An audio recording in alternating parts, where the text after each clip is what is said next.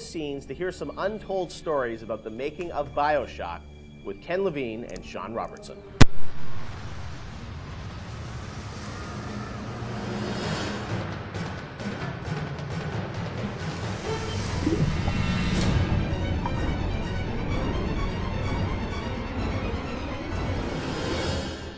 Let's talk a bit about the theme and setting of BioShock, Rapture.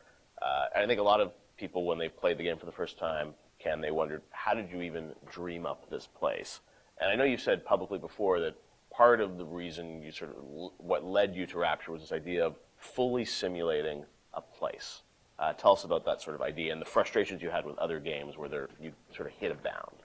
I think our philosophy was always to do what we were doing 100% rather than try to do something bigger and do it 50% or 40%. So one of the ideas of, and this sort of came from System Shock 2 as well, where you focus on an area that you can really bring to life and you kind of eliminate the questions of, well, why can't I go over the bridge to New Jersey? So we were able to really make a place, I think, that felt believable and real, even though in actuality it was really quite limited. But we just sort of dressed it with all these buildings outside that were all, were all basically glorified fakes. We let the story drive what we needed to show rather than some kind of like predetermined map which we set down, which is a little different than like System Shock 2, where we actually mapped a spaceship out deck by deck. Yeah. Because I don't know what the philosophy felt a little different there, because you want to feel like a real spaceship that was sort of stacked on top of each other.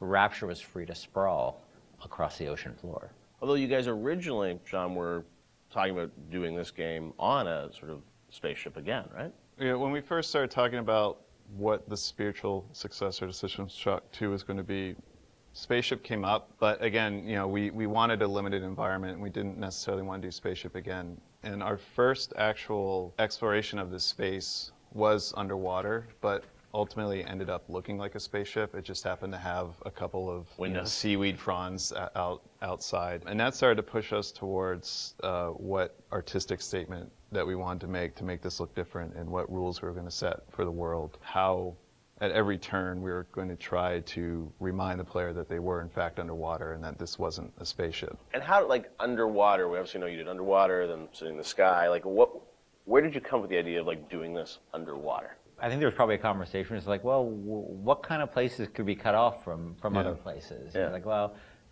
spaceship, summer camp, any island notion, right? Something that's cut off from the rest of the world. Yeah. So you never felt like you should be able to go over that bridge to New Jersey. I don't want to apply some deep and meaningful conversation. I think it was one of those ideas that you just kind of say, and then everybody's, that sounds cool. Let's try that. Let's go for it. And I think it lended itself to having very nice views out the window without having to build an insane amount of unique assets. Right.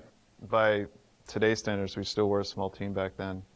And there's an expectation that because you're underwater, the view distances are going to be short, so you can really kind of fade out into the fog at a short distance and not have the expectation that, why can't I see forever? So there's a lot of limitations in a good way that we put on ourselves by being underwater, as opposed to, like, if you're on a cruise ship, then you'd expect to see across the water and we'd have to deal with that. Same thing with an island. Or a city in the sky. Exactly. Which was a lot more complicated, yeah. So you came up with the idea of, let's do this underwater, let's do this sort of isolated place. Then you had to answer the question of, why would someone build this? Is that sort of how it worked, sort of order of operations? You then had to come up with a story to explain? Yeah, I think we wanted a very believable reason why they'd be there. Right. And sort of the necessary isolation of the place sort of led to, well, what kind of person would want to do this? And I wasn't even particularly aware of the sort of political implications of what I was reading, but I've been reading, I had read The Fountainhead. Right. By Ayn Rand, and I mostly thought it was an interesting story. Like, I didn't realize that people were sort of basing their sort of political lives around it, because I wasn't that tuned in to that stuff at that point. And so, but I love the dialogue and the kind of speechifying in it, because you can see a video game character speaking with that kind of certainty and that kind of confident philosophy. It just seemed like a natural kind of thing to apply to this place. And so it just sort of all came together as a sort of who is the guy who would do this? Well, that character He was sort of this amalgamation of characters from Ayn Rand's books and Ayn Rand herself. This sort of idealistic person who says, well, the only way to do this is to separate from the rest of the world. Right. And that led to Andrew Ryan. I am Andrew Ryan, and I'm here to ask you a question. Is a man not entitled to the sweat of his brow? No, says the man in Washington, it belongs to the poor. No, says the man in the Vatican, it belongs to God. No, says the man in Moscow, it belongs to everyone.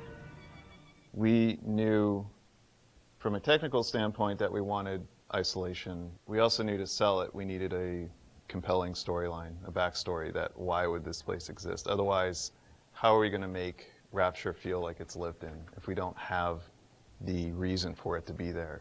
So once we decided on the underwater location and then the closed off spaces, that objectivist story kind of came in and made the art stronger and made the level design stronger because we could feed back into that loop. And I think that's why we had to have sort of Andrew Ryan's pitch right at the beginning of the game. We wanted people to understand why somebody would go there.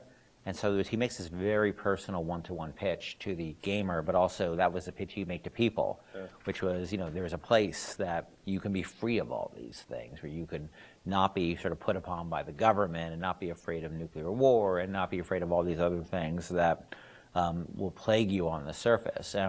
We wanted that pitch to sort of resonate and make sense, because that's, otherwise by the time you got there you'd be like, well, this place is just fantasy, nobody would ever come here. And that the beauty of the place also was also tied into that. It had to be a very attractive proposition, or people who would believe that people would go leave their lives and go to the bottom of the ocean. I'm sure in some ways you had to convince the team and enroll them in your sort of vision of who this character was going to be and what the setting was going to be. How did that work, Sean? I mean, did Ken come in and say, hey, I've been reading these books, and I think we could sort of... I believe he just came in one day on a horse and said, Ayn Rand, everybody read The Fountainhead. Exactly. I bought 30 copies of it. Yeah, I think, here's a 2,000-page book or something. Yeah. Go read it. I mean, it really is more organic.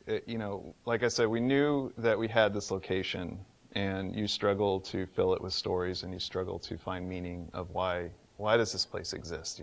What's my motivation? And as Ken started to explore Ayn Rand a little more and started talking to us about it, and we were having that conversation, and it's like, oh, this could totally work. Like, this is exciting. Like, this is something that really hasn't been done in a video game before. And if we had flipped it and come up with the idea first before the location, I don't think we would have really been that excited about it. But we had a location, and now we're trying to fill it with that story. And because of the order of operation there, you start to get excited, like, oh, I could totally make this work. This is going to really make it feel like a lived-in space. As you think of sort of the setting, and you think of maybe a character or something, was there a moment that you think back, it's like, oh, like right then and there, like I got excited when you attached the Ayn Rand For me, stuff it was going to Rockefeller Center and seeing the visual. Uh-huh. So I told this story before, but my wife and I were in New York, and we went to Rockefeller Center, which was, if you go to Rockefeller Center, it basically looks exactly like Rapture. It's because every building, you're sort of encircled. It's this block in New York, or a couple of blocks in New York, where Radio City Music Hall is, and where 30 Rockefeller Plaza is, where you see that show 30 Rock, and the ice skating rink, and where they put the Christmas tree. And it's this very iconic location, but what's cool about it, it's all one, unlike the rest of the city. Everywhere you look, it's one architectural style. It's Art Deco. And it's very iconic Art Deco. And my wife and I were there, and we were sort of working on the game, and we didn't have a visual style. And all of a sudden, I started looking around, and I said, oh, this could be a visual for the game. Also, the geometry of it was actually quite conducive to making a video game, because it wasn't overly complicated geometry. Art Deco is quite bold and simple. Bold and geometric, and simple. And so my wife and I bought a couple of tourist cameras before iPhone cameras, exactly. Throwaway cameras, yeah, throwaway cameras with little Kodak things, and we just started photographing doorknobs and light fixtures, and just sort of developed the photos. Remember that? Brought them in and said, come to the office. Here's a stack of stuff. Here's a stack of photos. Take a look. I'll see you guys in a couple of years. Go make this. City where the artist would not fear the censor, where the scientist would not be bound by petty morality, where the great would not be constrained by the small. And with the sweat of your brow, Rapture can become your city as well. So you had kind of a theme, you came up with an art style, some of the iconic characters, and then, you really had to build the narrative around it. And you've talked about, a lot of the themes in the game, and, greed, jealousy, sex, violence, all the things that sort of, drive us or what destroy us. And that was something I think that, as you thought about the story of the game, you wanted to, I'm sure, reflect some of those, right? Because I think people love the characters, it's sort of flawed in a way, and this is a world which is its own little microcosm, but had a lot of tension inside of it. Yeah, I mean, the character of Ryan was sort of, he's basically invisible through most of the game, right? Except for a very small portion. But he's very present because he exists, the city is him, right? It's such a representation of him. We never want to cut away to a cutscene where you saw Andrew Ryan, planning and scheming. We wanted him to be very present without actually being present. But once you had Ryan, once you had his desire to protect this vision of his, you just had to then come up with the characters who'd be arrayed in opposition to him. So we had this character, the Big Daddy, and then eventually the character of the Little Sister. And so characters like Tenenbaum came along, like, here's a person who's in opposition to him for this reason. And then you have, for more noble reasons. And then you have a character like Atlas, who's much more cynical opposition. Once we had all those characters arrayed, we're like, well, who are you? And, you ended up being a sort of, a pawn in the middle of all this opposition to Ryan. We just kept sort of homing in on that theme and making sure that you weren't, eventually figuring out that you couldn't just be here by an accident, that you're an integral part of this story, even though you don't know you're an integral part of this story. You think you're just there by happenstance. Look, Mr. Bubbles, it's an angel. I can see light coming from his belly. Wait a minute, he's still breathing. It's all right. I know he'll be an angel soon.